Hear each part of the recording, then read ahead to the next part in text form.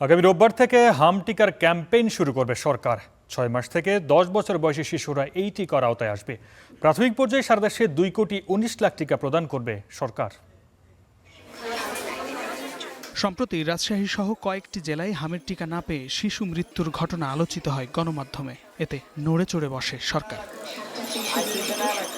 রোববার সচিবালয়ে স্বাস্থ্যমন্ত্রী জানান, শিশু মৃত্যুর ঘটনাকে সর্বোচ্চ গুরুত্ব দিয়ে দেখছে সরকার। আমরা পজিটিভ রেজাল্ট চাই, পজিটিভ স্টেটমেন্ট চাই ব্যাপারে। সংকট বলে বলছি যে ক্যাম্পিং করা হয় নাই, টিকা দেওয়া হয় নাই। আমরা টিকা আনার জন্য 604 কোটি টাকা বরাদ্দ করেছি। মিনিস্ট্রি অফ ফিনান্স কমিটিতে সেটা পাস হয়েছে। দ্রুত গতিতে ইনশাল্লাহ আমরা ভ্যাকসিন আনবো। এরই অংশ হিসেবে সারা দেশে আগামী রোববার থেকে শুরু হতে যাচ্ছে হামের বিশেষ টিকা campaign.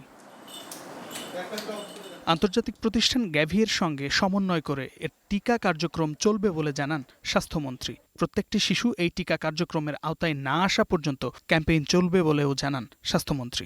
21.9 million doses of measles vaccine ইনশাল্লাহ অত্যন্ত আনন্দের সাথে ঘোষণা করতেছি, অ্যালং উইথ দ্য সিরিঞ্জেস।